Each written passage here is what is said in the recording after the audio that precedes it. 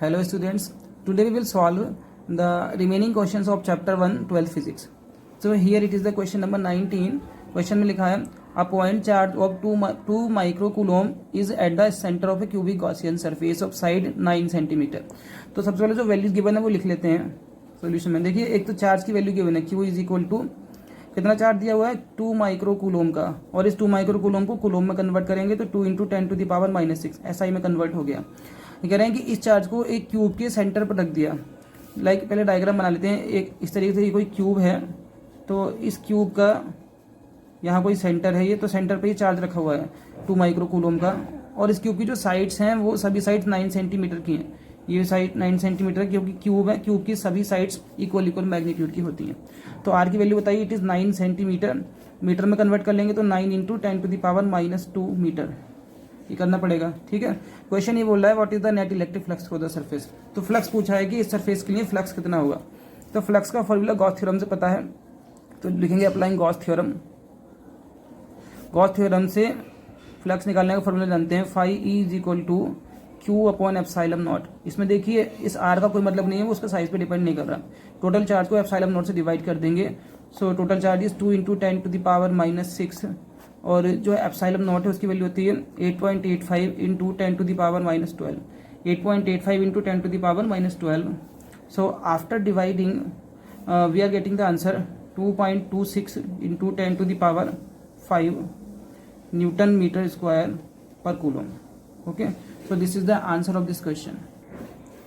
Now we will come on the next question, question number 20. इस question में क्या लिखा है पढ़ लेते हैं। A point charge causes an electric flux of -1 × 10⁻³ newton metre square per coulomb.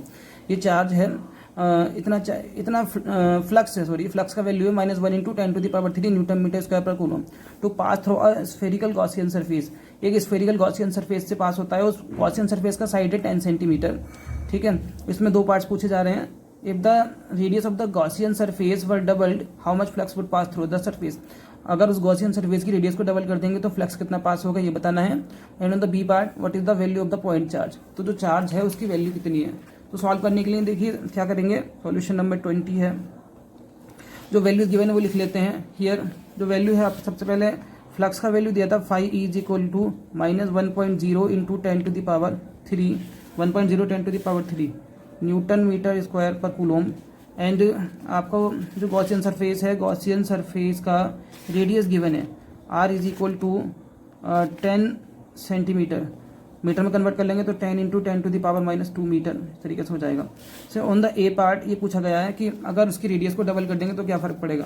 तो डायग्राम समझ लीजिए, लाइक यहाँ पर कोई स्फेरिकल गॉसियन सरफेस है और यहाँ पर जो फ्लक्स निकलेगा इसका रेडियस कितना था 10 सेंटीमीटर था। इसमें से जो फ्लक्स गया था वो ये था। क्वेश्चन पूछ रहा है कि अगर इसकी रेडियस को जो 10 है, अगर आपने क्या कर दिया उसकी रेडियस को बढ़ा करके इतना बढ़ा दिया, लाइक रेडियस को अगर हमने 20 सेंटीमीटर कर दिया तो फ्लक्स कितना हो जाएगा। तो देखिए हमें सबसे पहले फॉर्मूला लगा लेंगे गॉस थ्योरम से फ्लक्स का, phi E = Q/ε0। phi E = Q/ε0। इस फॉर्मूला में कहीं पे भी साइज नहीं आ रहा, मतलब ये जो फ्लक्स है वो चार्ज पर डिपेंड कर रहा है। बॉडी के जितना भी चार्ज है उसी पे डिपेंड करेगा, उसका साइज पे डिपेंड नहीं करेगा। अगर रेडियस डबल कर देंगे तो अगर चार्ज भी वहाँ पे चेंज होगा, चार्ज भी डबल होगा या कुछ और चेंज आएंगे चार्ज में, तभी फ्लक्स में चेंज आएगा। रेडियस तो डबल कर दिया बट वही चार्ज है जितना पहले था, तो डैट मीन्स उसके फ्लक्स में कोई भी फर्क नहीं पड़ेगा अगर आप उसका रेडियस को डबल कर रहे हैं। तो लिखेंगे there is no change in the flux. जो फ्लक्स है एक्चुअली वो सेम ही रहेगा, उसमें कोई चेंज नहीं आएगा। And on the B part, अब उसके बी पार्ट में ये पूछ रहे हैं, बी पार्ट में क्या पूछा था, बी पार्ट में what is the value of the point charge, मतलब जो चार्ज है उस चार्ज की वैल्यू पूछी है कितनी होगी। तो वैल्यू निकालने के लिए फिर से गॉस थ्योरम का फॉर्मूला लगाएंगे। phi E = Q/ε0 होता है, तो यहाँ से Q को सेपरेट कर लीजिए बिकॉज Q निकालना है। सो Q = phi E × ε0 अप्लाई कर लेंगे। phi E मतलब जो आपको दिया हुआ है फ्लक्स, इट इज़ -1 × 10⁻³ एंड जो ε0 है उसका वैल्यू होता है 8.85 × 10⁻⁻12। ठीक है, जब सबको सॉल्व कर लेंगे and we will get the answer -8.85 × 10⁻⁻9 coulomb. This will be the value of charge. Okay, I think you have understood this question also. Now we will come on the next question, question number 21. In this in this question a conducting sphere of radius 10 centimetre has an unknown charge. एक sphere है, उस sphere की जो radius है वो 10 centimetre है, उसके पास कुछ चार्ज है।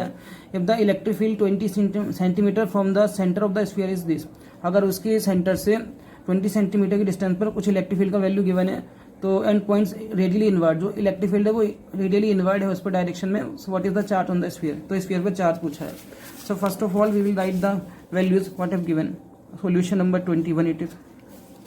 तो इसमें कौन कौन सी वैल्यूज गिवन है, सबसे पहले लिख लेते हैं। स्फीयर का रेडियस है इट इज़ 10 सेंटीमीटर, एक स्फीयर बना लेते हैं, उसका जो रेडियस है वो 10 सेंटीमीटर है, ठीक है। और ये कह रहे हैं कि उस पर जो इलेक्ट्रिक फील्ड है इट इज़ कितना है 1.5 इंटू 10⁻³ न्यूटन पर कूलोम। और पूछ रहे हैं कि 20 सेंटीमीटर की डिस्टेंस पर जो पॉइंट होगा उस पर इलेक्ट्रिक फील्ड है। डेट मीन्स यहाँ से अगर सेंटर से जाएंगे इतना, लाइक ये वाला जो डिस्टेंस है वो 20 सेंटीमीटर हो गया, तो यहाँ पर इस पॉइंट पर इलेक्ट्रिक फील्ड ये वाला था 1.5 10⁻³। और ये बोल रहे हैं ये रेडियली इनवर्ट था, मतलब इलेक्ट्रिक फील्ड इस पर इस डायरेक्शन में है, रेडियली अंदर की डायरेक्शन में जाएगा, invert. So we have to tell the value of the charge. तो for this we will apply the formula of electric field. Electric field का फॉर्मूला सिंगल पॉइंट चार्ज की वजह से E is equal to 1/4πε0 Q/r² रहता है। तो हमें basically यहाँ पे Q निकालना है, तो Q कैलकुलेट करने के लिए Q इज इक्वल टू क्या बनेगा E इंटू 4πε0 इंटू r², ठीक है, ये लगा लेंगे। और E का जो वैल्यू है वो गिवन है 1.5 इंटू 10⁻³ और 4πε0 का वैल्यू 1/9 इंटू 10⁻9 लगा लेंगे, क्योंकि 1/4πε0 का वैल्यू 9 इंटू 10⁻9 होता है। तो यहाँ पे 4πε0 का आंसर रहेगा 1/9 इंटू 10⁻9। और r का वैल्यू गिवन है, r मतलब कितनी डिस्टेंस थी उसकी, तो 20 सेंटीमीटर थी, तो 20 सेंटीमीटर r का वैल्यू लगेगा। r का वैल्यू 10 नहीं लगेगा, क्योंकि 20 सेंटीमीटर के लिए पूछा जा रहा है, तो r की वैल्यू यहाँ पर हम 20 सेंटीमीटर ही लगाएंगे। तो उसको मीटर में कन्वर्ट कर लेंगे, तो 20 इंटू 10⁻2 मीटर हो जाएगा। So we will apply 20 into 10⁻2 metre, sorry ये हो जाएगा। और when we solve all the answers of this, then we will get the correct answer. Multiply जब कर लेंगे तो it will be -6.67 into 10⁻⁻9 coulomb, ठीक है। और वी कैन राइट -6.67 10⁻⁻9 की प्लेस पर नैनो कूलोम लिख सकते हैं, क्योंकि 10⁻⁹ में नैनो बन जाते हैं, nano coulomb. So this is the right answer of this question. Now we will come on the next question, question number 22। In this a uniformly charged conducting sphere of 2.4 metre diameter, एक conducting sphere उसका diameter दिया हुआ है 2.4 metre, has a surface charge density of 80 micro coulomb per metre square. तो value given है, वो लिख लेते हैं सॉल्यूशन नंबर 22 में। सबसे पहले जो वैल्यूज गिवन है वो लिख लेते हैं। कह रहे हैं कि एक स्फीयर है, लाइक दिस स्फीयर है, और इस स्फीयर का क्या दिया हुआ है, डायमीटर दिया हुआ है। तो डायमीटर लिख देंगे, diameter is 2.4 metre, diameter is 2.4 metre. तो इससे हम रेडियस कैलकुलेट कर सकते हैं, it will be diameter upon 1.2 metre हो जाएगा।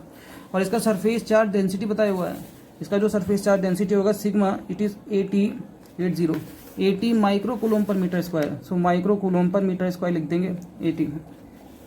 सो क्वेश्चन इज आस्किंग, क्या पूछा जा रहा है, find the charge on the sphere. A part पूछ रहे हैं कि स्फीयर पर चार्ज कितना होगा, और बी पार्ट पूछ रहे हैं what is the electric flux leaving through the space. तो ए पार्ट पूछ रहे हैं चार्ज, तो चार्ज पूछा जा रहा है, तो we will apply the formula of surface charge density. क्या होता है, sigma is equal to total charge upon total area S total surface area, because it is a sphere, sphere का सरफेस एरिया का फॉर्मूला 4πr² होता है। So we will apply this formula 4πr²। और हमें charge calculate करना है, तो charge को सेपरेट कर लेंगे, Q will be equal to sigma into 4πr² लगाएंगे, सिग्मा इंटू 4πr² ये आपस में मल्टीप्लाई कर लेंगे। तो देखिए सिग्मा का वैल्यू दिया है 80, और उसको माइक्रो कूलोम में कूलोम में चेंज कर लेंगे 10⁻⁻6 से मल्टीप्लाई करके। सो 80 इंटू 10⁻⁻6, और 4 को ऐसे लगा लेंगे, पाई की वैल्यू 22/7 या 3.14 अप्लाई की जा सकती है। और आर का वैल्यू दिया है 1.2, बट हमें 1.2 क्या करना पड़ेगा, स्क्वायर करना पड़ेगा। तो जब सबकी मल्टीप्लाई करेंगे we will get the answer 1.45 into 10⁻⁻3 coulomb, ठीक है। ए पार्ट का आंसर बनेगा 1.45 इंटू 10⁻3 कूलोम। और अब ये कंप्लीट नहीं हुआ, इसमें एक बी पार्ट और रह गया है, तो बी पार्ट यहाँ सॉल्व कर लेते हैं। बी पार्ट में ये पूछ रहे थे on the B part what is the total electric flux through the surface. तो फ्लक्स कितना होगा, तो फ्लक्स निकालने के लिए फिर से गॉस थ्योरम लगा लेंगे, phi is equal to Q/ε0 रहता है, flux is equal to total charge upon ε0 Gauss theorem से। तो यहाँ पर चार्ज पता चल गया है, इट इज़ 1.45 इंटू 10⁻³ ये है चार्ज, और एप्सिलॉन नॉट का वैल्यू तो जानते ही हैं, इट इज़ ऑलवेज 8.85 इंटू 10⁻⁻12। ठीक है, तो जब इनको हम सॉल्व करेंगे आफ्टर डिवाइडिंग, तो डिवाइड करने पर आंसर बन जाएगा 1.64 इंटू 10⁸ और यूनिट रहेगा Newton metre square per coulomb. So this is the answer of this question. I think you have understood.